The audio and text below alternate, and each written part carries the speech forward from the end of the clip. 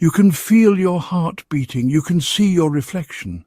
But the question is there something more inside you, something you can't see, can't touch, but deep down you know is there? What if your body stopped, your brain flatlined? Would you still exist? Are you just flesh and neurons? Or is there a deeper you, something that doesn't die when the body does? For thousands of years, humans have believed in something beyond the body. The Egyptians called it Ka and Ba. The Greeks spoke of psyche. The Hindus called it Atman. In the Bible, it was Nefesh and Pneuma.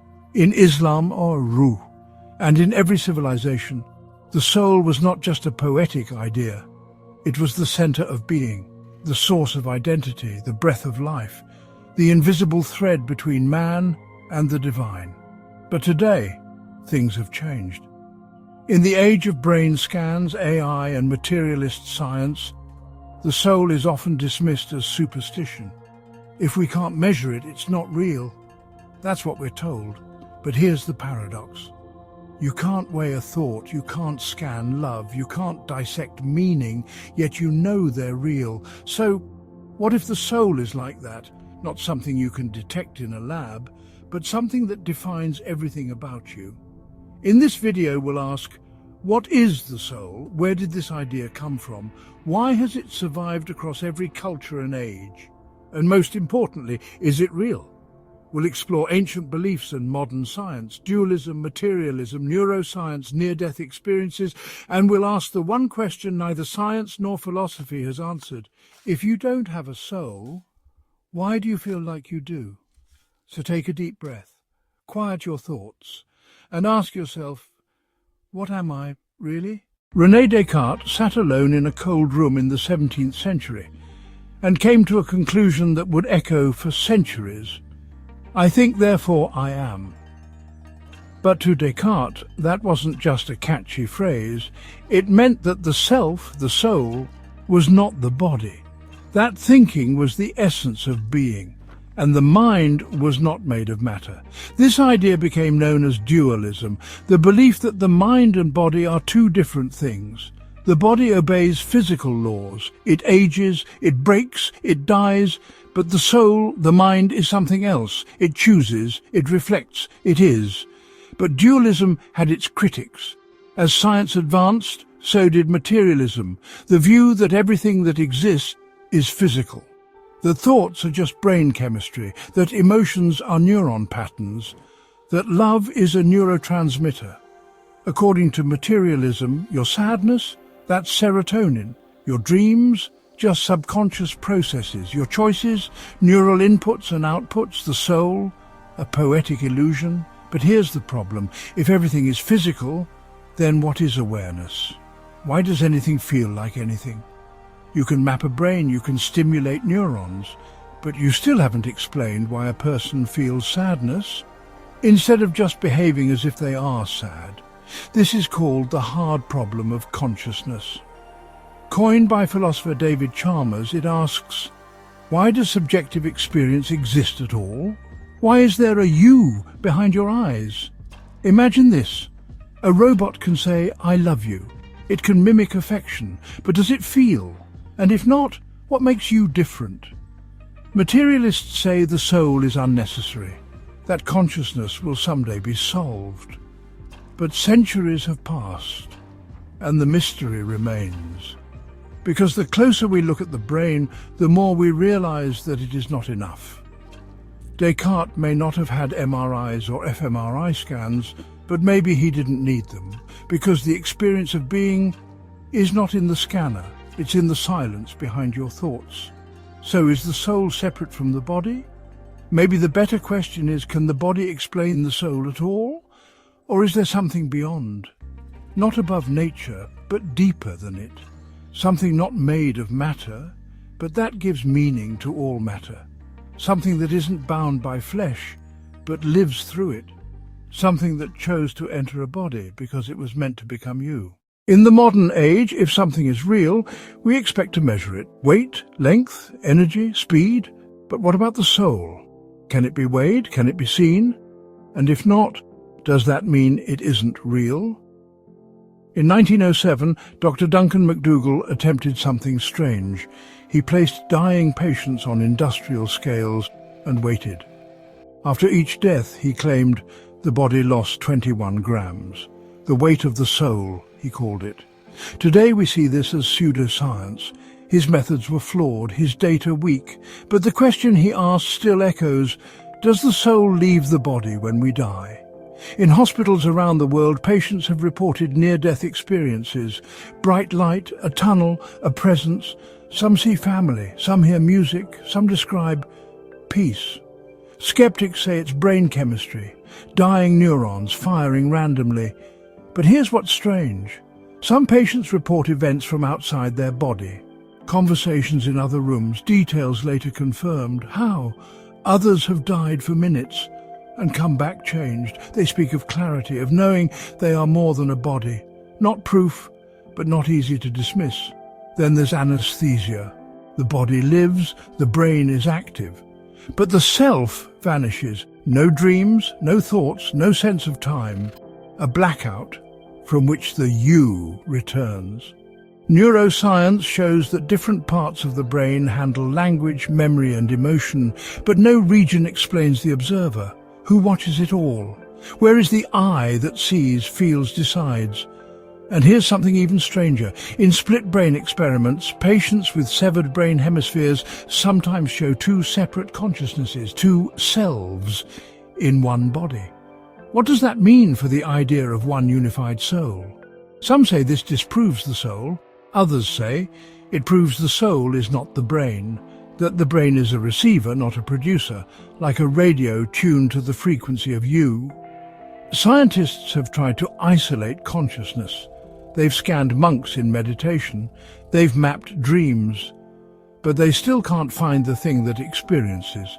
They can describe the how, but not the why, not the who. So can the soul be detected? Maybe not. But maybe that's the wrong goal. You can't weigh love. You can't photograph truth. You can't bottle meaning. But you know when they're real. Maybe the soul is like that.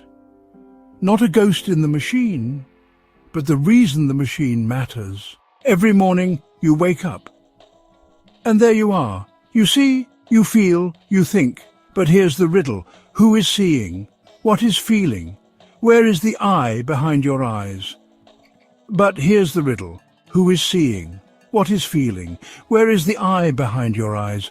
You are not your thoughts. They come and go. You are not your emotions. They rise and fall. You are not your memories. They fade. And you are not your body. It changes cell by cell. So what remains? What watches the change, but does not change? This is the mystery of consciousness, not just awareness, but the experience of being aware. Scientists can describe brain activity. They can map neurons. But no theory explains why electrical signals in the brain feel like anything.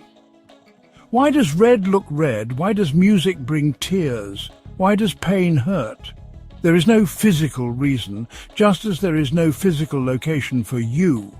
You are not in the brain. You are the one watching the brain. Some thinkers propose panpsychism, the idea that consciousness is fundamental, present even in matter at a basic level.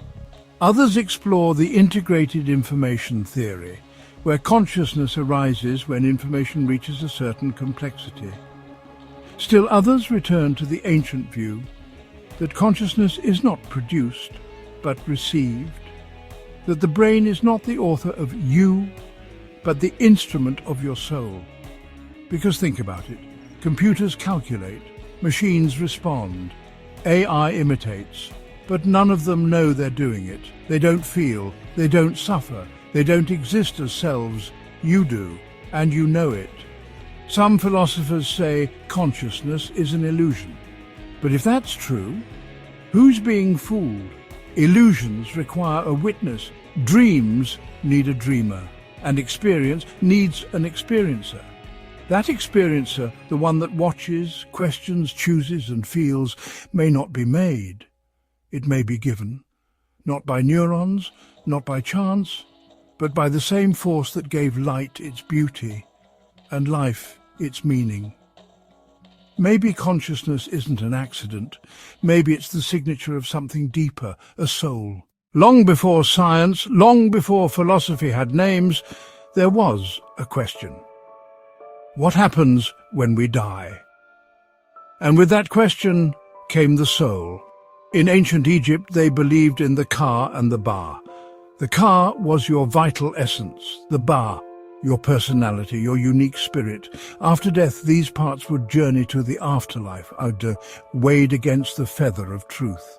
In India, the Upanishads spoke of the Atman, the inner self, the eternal soul. It was not just something you had, it was what you are, a spark of the divine, moving through lifetimes, learning, evolving.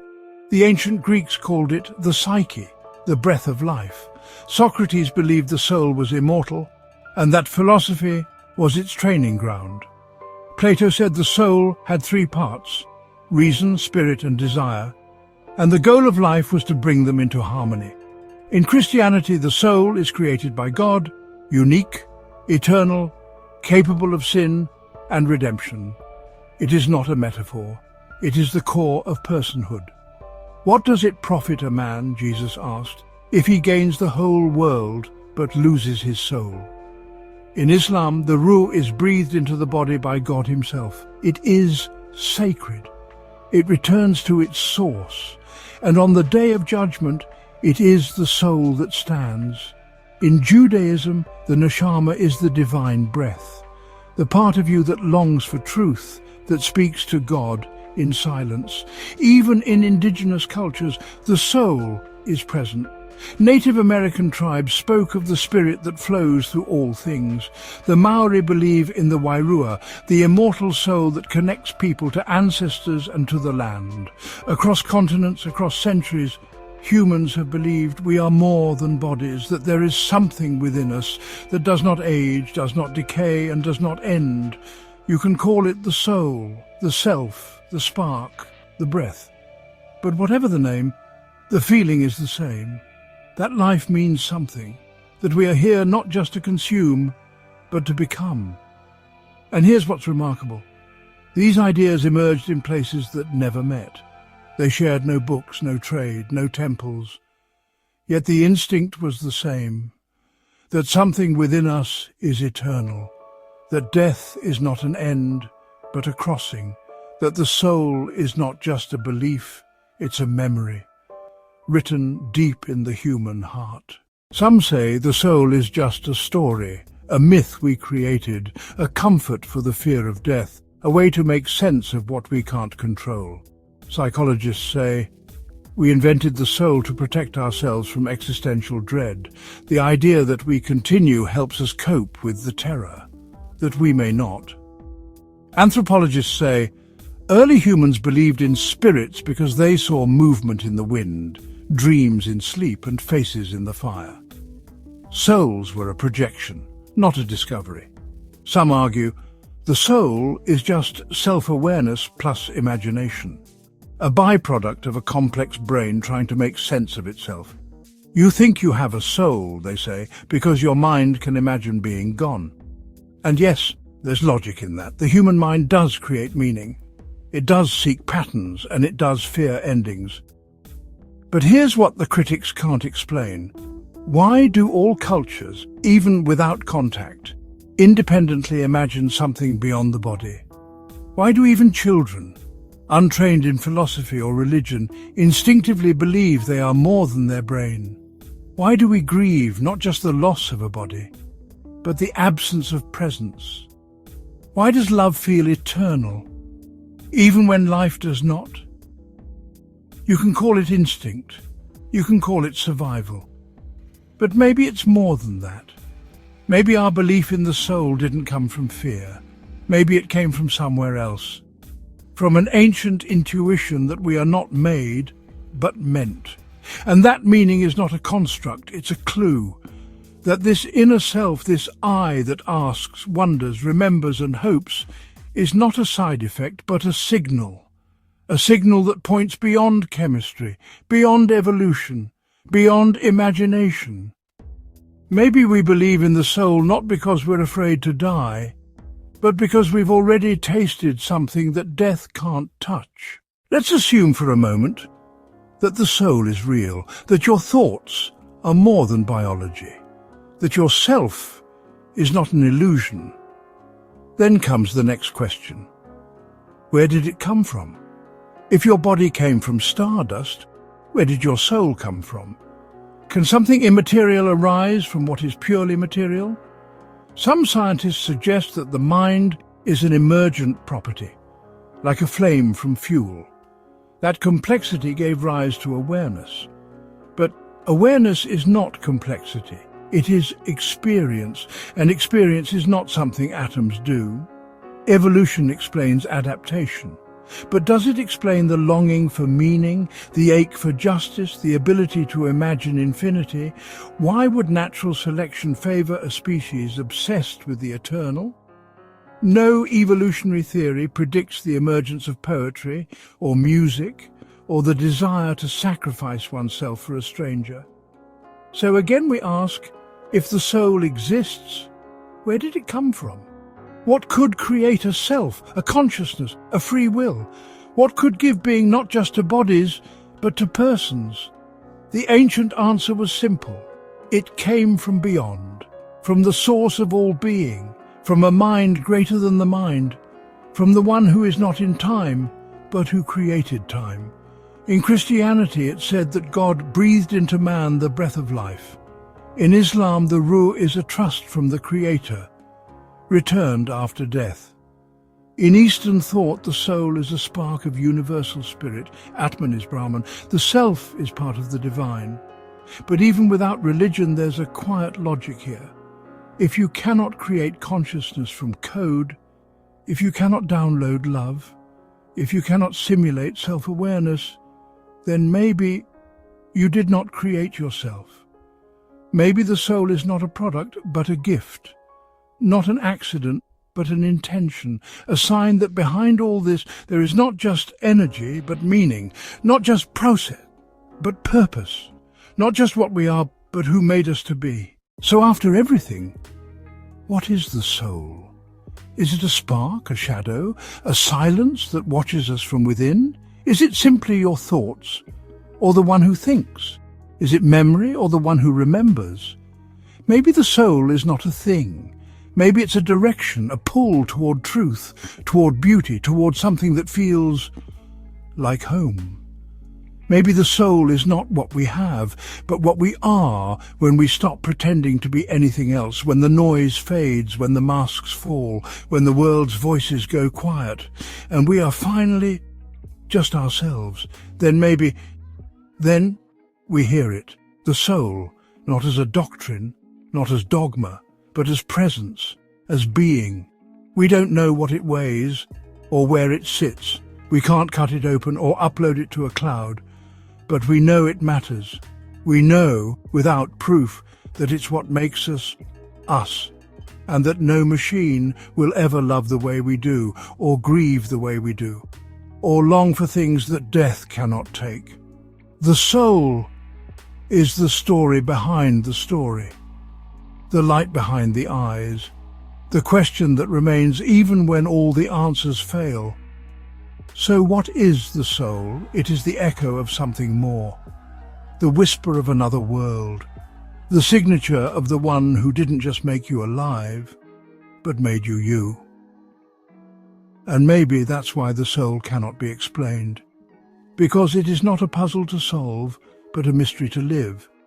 The examined life begins here, not with answers, but with the courage to ask, what am I? Who gave me this breath? And why does my heart still whisper that I am more? If this journey stirred something in you, if a part of you whispered, yes, I feel it too, then stay with us. Subscribe to Just Think, where questions matter more than answers, and every thought is a doorway to something deeper.